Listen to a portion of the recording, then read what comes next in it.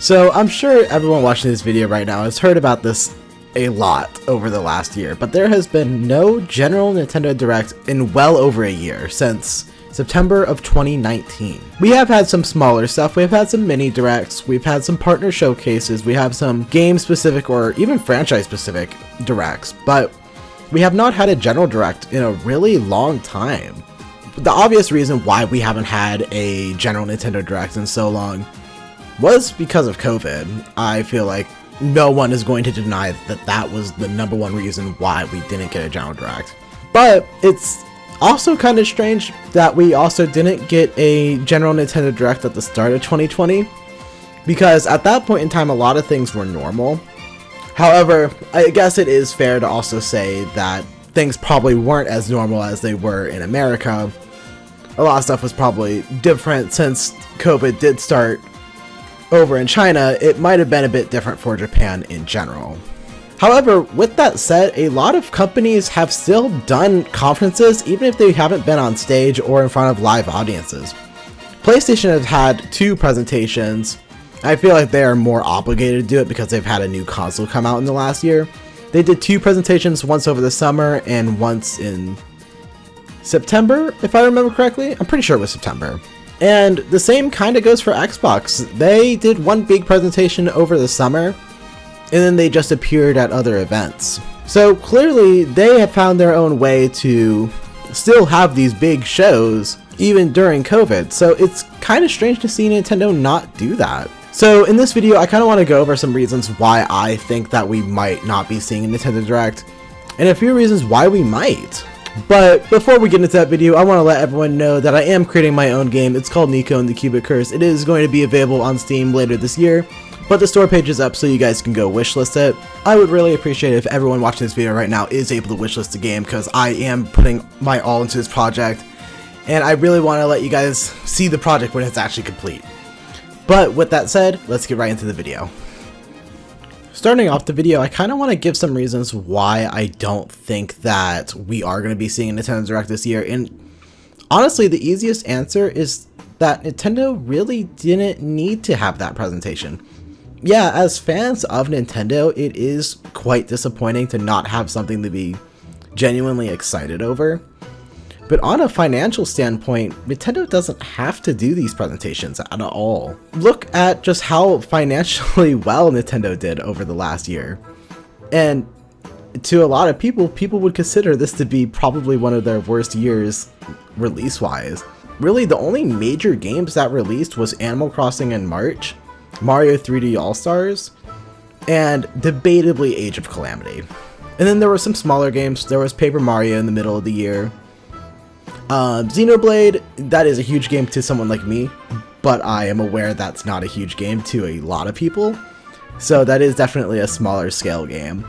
And even then, with that said, Nintendo still did financially well with no presentations and with not a lot of releases coming out either. Now, I don't think the answer is obviously having very few releases. I think they just really lucked out when it came to Animal Crossing releasing at the perfect time. Along with people already wanting Switches because they were stuck at home in lockdown. So I think there's a lot of factors to why Nintendo did so financially well this year. I mean, Sony did financially well this year as well, along with Xbox. So I mean, it's not... So it wouldn't be just, oh, Nintendo did incredible with these games. But, again, they still really didn't need to have the presentation this year. So, I mean, what is going to make Nintendo believe that they need to do a presentation, put all this effort into filming a presentation, when this year has kind of proven that they didn't need that? Along with that, their new form of revealing projects has been gaining a lot more traction, and there are some reasons why this is a good thing and some reasons why it's a bad thing. I think the obvious thing as fans is that we love seeing a bunch of stuff at once. And I feel like in the public view, what a Nintendo Direct does is that it shows that the Nintendo Switch has a lot going for it. However, in 2020, all of their reveals were mostly one-off reveals. We first saw this with Paper Mario and the Origami King just randomly being uploaded one morning. We saw them do this approach again with Pikmin 3. And then they did a Super Mario 35th Anniversary Direct, again, just randomly uploaded, no preference, the day before, saying, oh, we're gonna have a Direct tomorrow. No, it was just, the Direct was uploaded, and they ended the year with the Age of Calamity reveal. All of these being just revealed randomly one morning, with no prior context given, just trailer uploaded online, and a release date being a few months away. Now, did these work?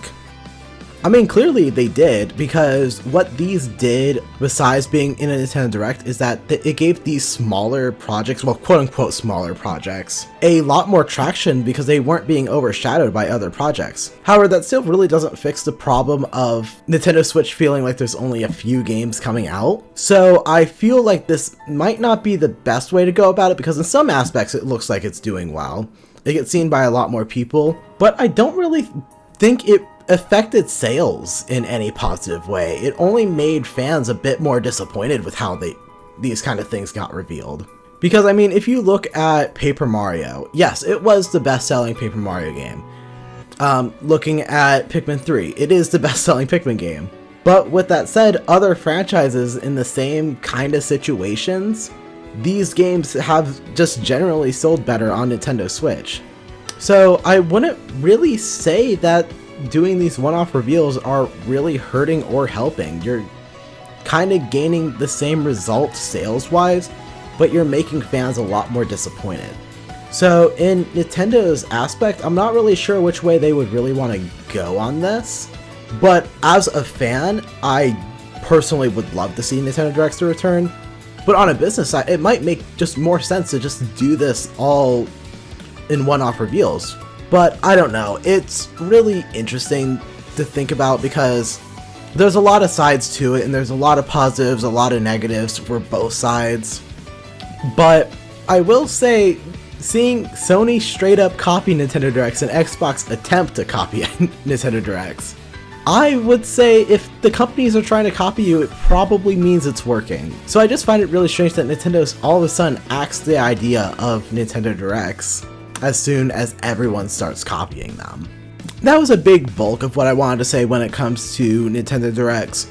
However, I did also kind of want to just go over what the company has kind of shown by what they want to do with Nintendo Directs, because as I said, it wasn't that Nintendo Directs were gone last year, it was more just the general Nintendo Directs were gone. Every single Nintendo Direct that we got last year was not a main one, it was either a mini or a game specific or game franchise specific Direct, and it was really strange how all these worked, because the mini that we had in March was very similar to the one that we had in January of 2018, they just randomly uploaded it one morning after a ton of rumors saying that there would be a Nintendo Direct on that date. Then after that, it was radio silence for a couple months, but we did see a return of the Direct form in the partner showcase.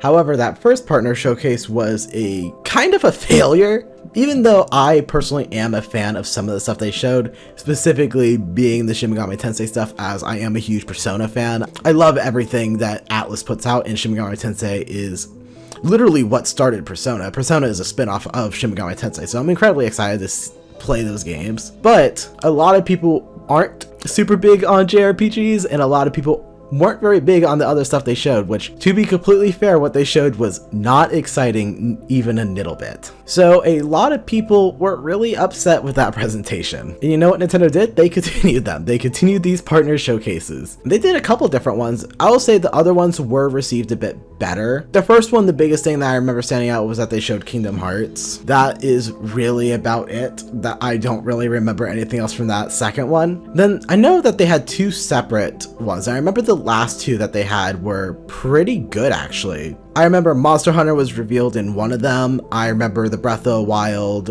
or Age of Calamity demo was revealed at the end of one of them. Then there was another one that had No More Heroes shown in it, which was pretty incredible. And they also revealed Ori and the Will of the Wisp was coming to Nintendo Switch. However, all these things aren't really quote-unquote huge announcements. I mean, they are pretty big announcements, but still, even for a general Nintendo Direct, these are pretty small announcements. So none of these shows really had that big heavy hitter, except funny enough, the first one. Well, actually no, I take that back. The Monster Hunter showcase was a pretty big showing. I'm just not a big fan of Monster Hunter, but I'm sure that's how everyone else feels when it comes to Shin Megami Tensei and Persona. And, I mean, the biggest Nintendo Direct of last year was probably the Mario Anniversary Direct. No matter how negatively received it was, it did have some of the biggest announcements of the year, being Super Mario 3D World plus Bowser's Fury, which comes out in a couple days from now. Super Mario 3D All-Stars, that came out 2 weeks from the Direct airing. Then they also announced Mario 35, Mario Kart Home Circuit. And there was some smaller stuff in there, like the Splatfest got announced there. Some other things going on with My Nintendo was announced there. It was a pretty cool showcase, and it was something I was really happy over. Clearly a lot of people weren't. They weren't happy with how 3D All-Stars were handled. People didn't like that everything was being limited, and me along with that, I hate that everything is being limited the way it is. But overall, I feel like the contents of that Direct were great, and I feel like a lot of people who saw that Direct first, before hearing all the extra details, were pretty excited over it. I feel like they did have a pretty good presentation, just the extra details added on later was pretty bad. But I don't know, everything with these Directs, these smaller scale Directs to be fair, it's just really strange. I don't understand why Nintendo opts to do these smaller Directs when they could just do a general Direct. And I mean, the obvious answer was because of COVID, because with game development, any small hiccup could cause a massive delay. So a lot of games were waited until they were for sure on a release date. Even then, I don't know, I feel like there was enough to announce that they could have had a general Nintendo Direct. So like imagine this, like they could have had just a big general Direct sometime in June, which I'm sure this is what they originally planned before E3 got canceled. They could have announced Paper Mario, 3D All-Stars, Super Mario 3D World, they could have announced Pikmin, they could have shown off Shin Megami Tensei, both the remaster and the 5th game that's coming. They could have shown off No More Heroes and announced that No More Heroes 3 was delayed to next year. They could have shown off Monster Hunter, I don't know if I already mentioned that.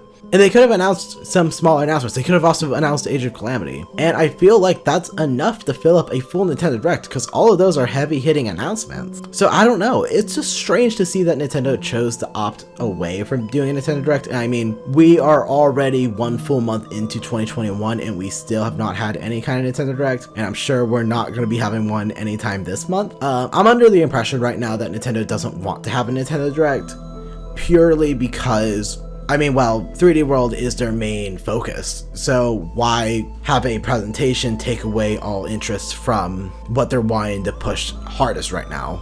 But I don't know, I really feel like if we're having any kind of Direct soon, I think the latest that we should expect it is probably sometime in March. Then hopefully, we know that E3 is coming back this year, so hopefully Nintendo does participate, but honestly, we just have no clue. I don't believe that Nintendo does not have anything coming for the time being. I think it's silly to think that Nintendo as a company, as a gaming company, does not have anything up their sleeve.